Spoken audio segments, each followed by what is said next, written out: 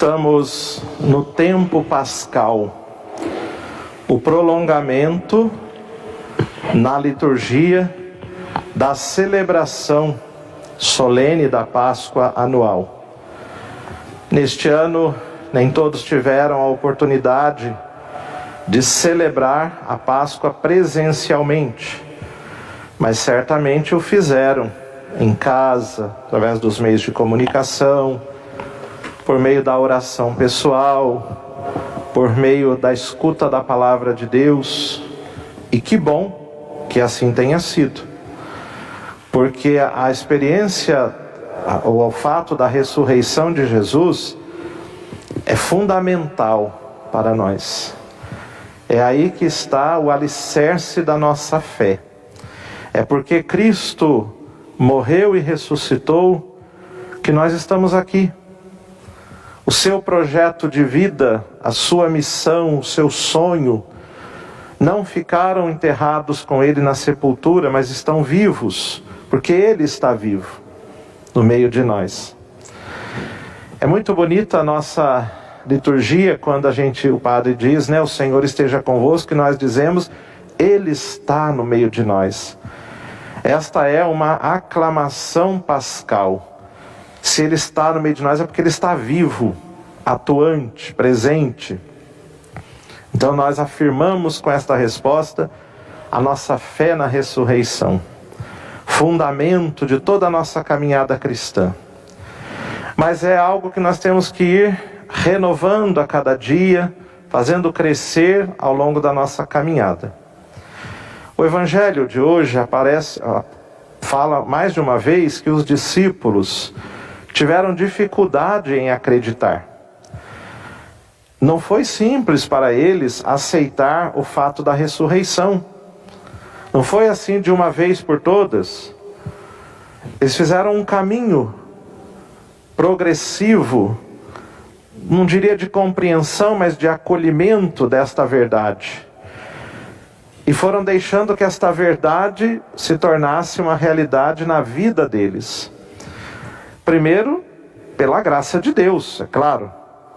E depois com o seu esforço, com a sua busca, com o seu empenho. E assim é para nós, meus irmãos. Por isso que a igreja, com sabedoria, estende a celebração solene da Páscoa anual para 50 dias. Para que a gente vá aos poucos se deixando envolver pelo mistério, se deixando abraçar por esta verdade profunda, grandiosa, que não cabe na nossa inteligência, porque ela é muito grande, mas a gente vai sendo envolvido por ela, vai nos contagiando, vai nos tocando, e consequentemente vai nos refazendo, nos iluminando, nos curando, nos libertando, nos colocando dentro daquele que é o sonho de Deus para nós. A vida em Cristo, a vida com sentido, a vida no amor, a vida com sabor de céu, de evangelho. É isso que Cristo conquistou para nós com a sua morte e ressurreição. E que ao longo da caminhada nós vamos adquirindo, tornando uma realidade sempre mais nossa. Uma coisa fundamental para que isso aconteça: os encontros com o ressuscitado. Nós não vamos viver a experiência da ressurreição convencidos por alguma prova, porque não existe, ou por argumentos que, por mais que existam, não são suficientes. Nós vamos viver a ressurreição de Cristo a partir da experiência do encontro com o ressuscitado. É isso que nós vimos no Evangelho de hoje. Jesus vem ao encontro dos seus amigos, se faz presente, fala com eles, os instrui com a sua palavra, os convida a tocarem na sua carne, agora gloriosa, mas ainda com as marcas da paixão. Quando o texto diz que ele chama-os para tocarem as mãos e os pés dele, quer dizer, as chagas, os sinais da paixão, glorificados, mas que ali ainda estão. Nós também vamos experimentando a ressurreição na medida em que nos encontramos com o Cristo, que o escutamos, que nos deixamos formar pela sua palavra, que tocamos na sua carne ferida por amor a nós. Ainda, Jesus faz uma pequena refeição com eles, na medida em que nós nos tornamos íntimos do Senhor. Tudo isso vai nos abrindo para a novidade da ressurreição. Então toda a nossa vida precisa ser marcada por isso. Isso vai nos ajudar a compreender a grandeza do amor de Deus, que transforma as misérias humanas, as durezas humanas, os problemas e sofrimentos humanos em graça, em vida. A primeira leitura nos dizia isso. O discurso de Pedro diz: olha, vocês mataram o autor da vida, vocês recusaram aquele que era santo e preferiram um criminoso. Mas Deus reverteu essa situação. No seu amor Ele transformou o que era rejeição, o que era dureza de cabeça e de coração, em salvação, em vida.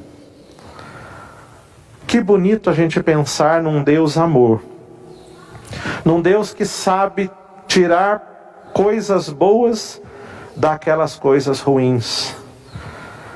É tão bom a gente pensar assim, porque tem gente que ainda pensa em Deus como patrão, como juiz, como aquele que fica vigiando para encontrar alguma coisa para castigar. Não, Jesus, morto e ressuscitado, veio nos revelar o verdadeiro rosto de Deus, que é amor. Que é aquele que transforma nossas misérias em riquezas para nós mesmos. E aí, Pedro termina dizendo, na leitura de hoje, que somos convidados a mudar, a nos arrepender, nos transformar, nos converter. O que deve, meus irmãos, nos levar a uma mudança de vida não é o medo do castigo, do inferno, da condenação, que seja, mas é a certeza do amor de Deus. É a certeza desse Deus sempre de braços abertos, de coração aberto, esperando por nós para nos dar o seu melhor. Ele já nos deu o seu melhor, que é Jesus, e tudo o que vem com Ele. Mas na medida em que nós nos abrimos, então nós deixamos nos enriquecer por esse melhor de Deus. Nossa vida se transforma. É o amor que presente ilumina, cura, dá força. Com isso eu não quero fazer nenhum discurso de que a ação de Deus é mágica, né? Se a gente tem fé, se a gente reza, os problemas desaparecem. Não é assim. Não nos iludamos. Não pensemos que o nosso Deus é quebra-galho. Tudo que a gente tem de problema a gente leva lá e Ele resolve para nós. Não é assim. Mas vejamos que a presença amorosa de Deus junto a nós nos dá força, nos dá sabedoria, nos dá capacidade, nos dá ânimo. Nos dá uma força interior para irmos além dos limites e das dificuldades. A vida sempre foi e sempre será marcada por sofrimento, marcada por limites, marcada pela dor, marcada pela morte, por todo tipo de ameaça. Talvez em nossos tempos a gente enxergue mais as coisas porque temos recursos, meios de comunicação, se fala mais. Mas em todos os tempos sempre houve dificuldade, sempre houve sofrimento.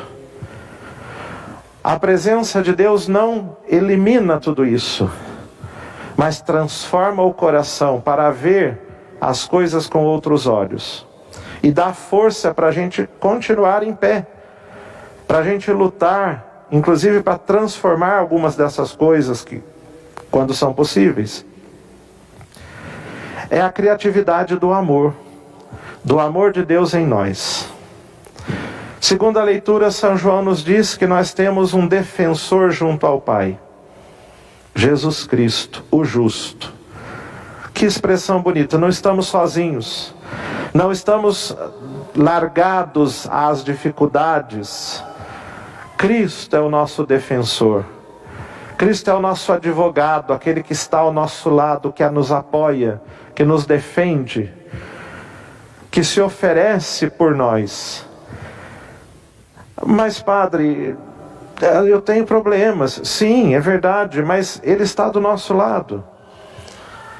Quando estamos na cruz, Ele está na cruz conosco, partilhando da nossa dor, mas também nos enchendo de força para vencermos a dor.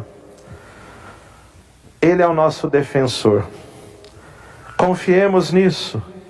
Sempre mais estejamos atentos aos seus ensinamentos, querendo viver como Ele viveu, para sentirmos muito mais a força dele em nós. E no Evangelho vemos Jesus que vai ao encontro dos discípulos, desejando-lhes a paz. Paz, em hebraico, é a palavra shalom, que significa não somente a ausência de conflitos, de guerra, mas o tudo de bom que Deus quer para nós. Jesus é aquele que vem ao nosso encontro para dizer: olha, eu quero tudo de bom para vocês. E eu sou o primeiro a ajudá-los a conquistar isso. Não é só um desejo de palavras. É um compromisso de irmão, de amigo, de um Deus que nos ama. E Ele vai se colocando ao nosso lado, principalmente pela palavra. Diz o texto do Evangelho que Jesus foi explicando a palavra e abrindo a inteligência dos discípulos.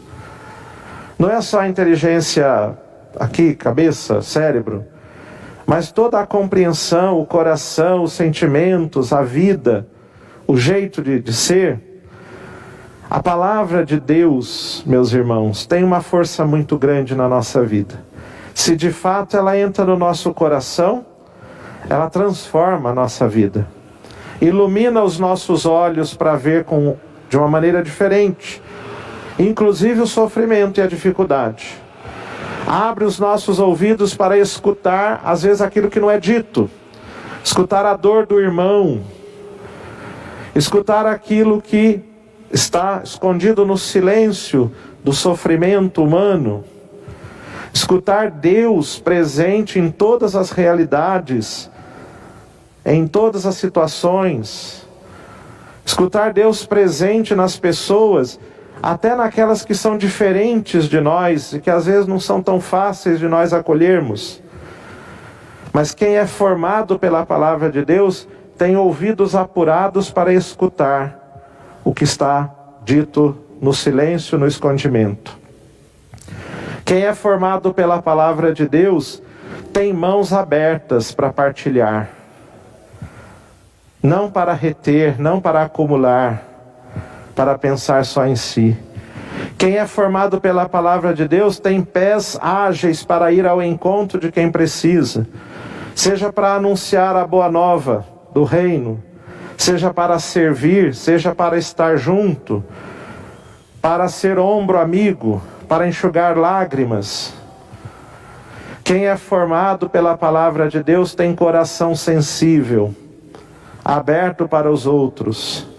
Quem é formado pela palavra de Deus é promotor da paz, não é briguento, não é arrumador de confusão, não é autoritário, não é impositivo, muito menos pelas coisas de Deus.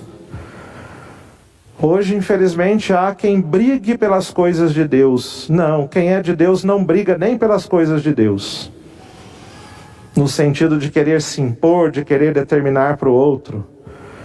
Quem é de Deus realmente sempre luta pela verdade, mas com instrumentos de paz, de justiça, de respeito, de humildade. Mas é preciso que toda a nossa existência seja então iluminada por esta palavra, que é palavra de vida, que é palavra de salvação. Deixemo-nos instruir pelo Cristo ressuscitado, que se faz companheiro nosso, que se faz presente na nossa vida.